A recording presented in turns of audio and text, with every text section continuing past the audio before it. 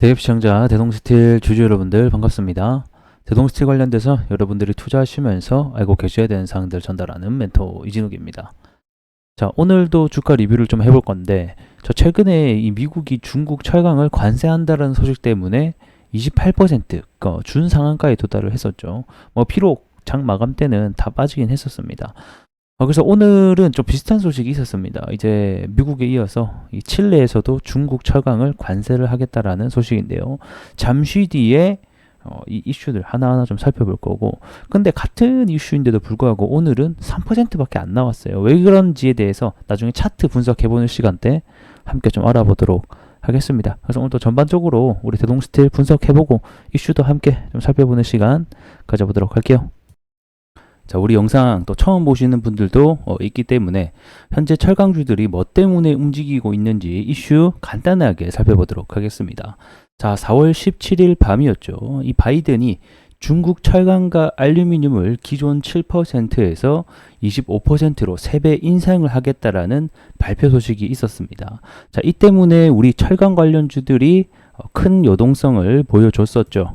그러면 이번 바이든이 왜 이런 결정을 하게 됐을까?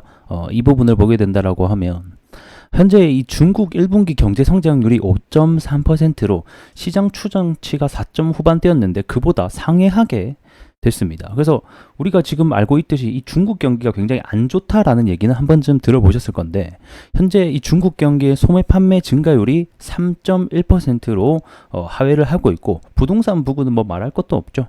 9.5%로 계속해서 감소를 하고 있는 부분이고, 근데 여기서 중요한 것은 이렇게 경제 성장률이 5.3% 시장 추정치보다 상회를 할 수 있었던 이유는 이 제조업 투자 부분에서 9.9%로 굉장히 강세를 나타냈다는 거예요. 이 말인 즉슨 이 중국이 디플레이션도 지금 일어나고 있는 상황인데, 이 경제 성장률 둔화를 막기 위해서 막대한 투자로 이 싼 가격의 물량을 계속해서 찍어내는 중이라는 거예요.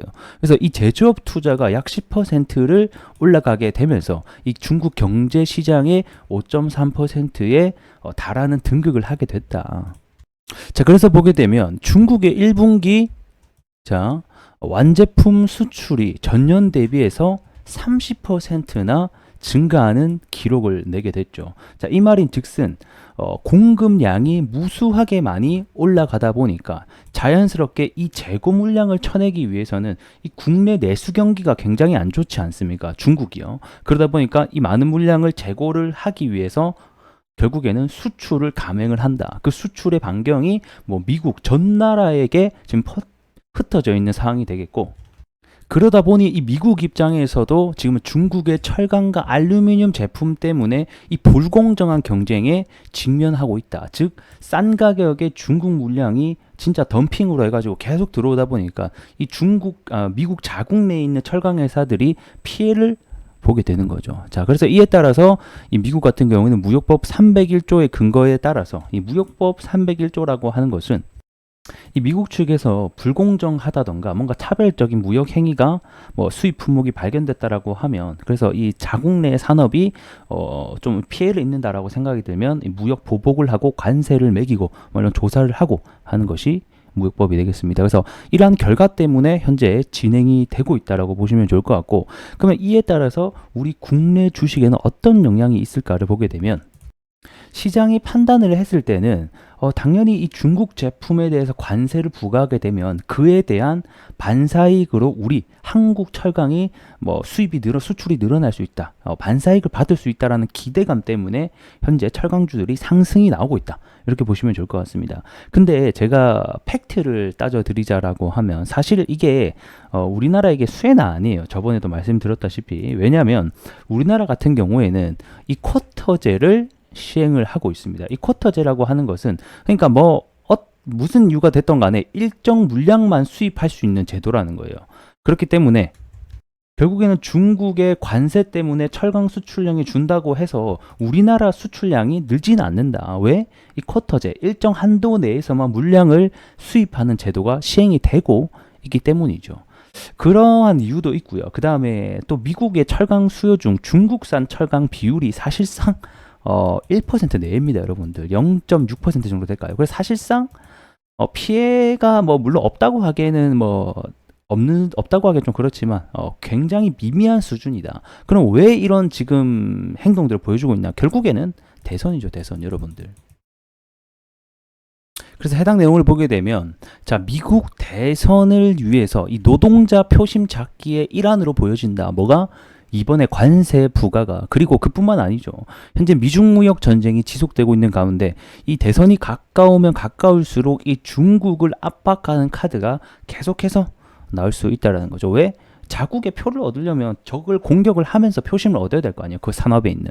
그래서 이 자국 산업을 보호하기 위한 뭐 정책을 강화하면서 표심 잡기를 위한 강수를 뒀다라는 평가, 이런 평가도 나오고 있다라는 겁니다. 자, 그래서 최근에 올랐던 이유는 아무래도 뭐 직접적인 영향은 없지만 또 우리나라 이 테마주의 특징 중에 하나가 이러한 반사이익에 대한 기대감이 있다. 뭐 이러한 이유만 되면 사실 주가는 언제든지 들썩일 수 있다라는 거죠. 자, 그리고 오늘자 나온 뉴스입니다. 자, 현재 미국이 중국산 철강에 대해서도 관세를 매겼는데 이 칠레 역시 이 중국산 철강을 관세를 하겠다. 33.5%. 이런 뉴스가 나왔습니다. 그래서 오늘의 상승 이유는 결국에는 이게 될 것 같다. 근데 내용은 뭐 같습니다, 여러분들. 왜 칠레가 중국산 철강을 하는데 올랐냐, 우리나라가. 결국에는 또 반사익에 대한 기대감이라고 볼 수 있겠죠. 뭐 그게 실질적으로 이 철강, 우리나라 철강 시장에 호재로 작용을 할지 여부는 조금 미지수이긴 하지만 이러한 기대감이 언제든지 있다라고 하면 주가는 올라갈 수 있다는 점. 하지만 주가가 지속성을 못 보이는 이유는 지금 오전에 올랐다가 주가가 다 빠지고 있죠. 결국에는 실질적인 수혜가 아니기 때문이다. 잠깐 단기적인 이슈이다라는 점 반드시 알고 계셨으면 좋겠습니다. 하지만 우리가 또 눈여겨봐야 되는 부분도 분명히 있을 것 같습니다. 그 부분은 제가 앞전 시간에도 말씀드렸다시피 24년 11월 달에 여러분들 뭐가 있습니까? 미국 대선이 있다라는 거예요. 그 미국 대선에 현재 트럼프와 그 다음에 누구 대결이죠? 바이든입니다.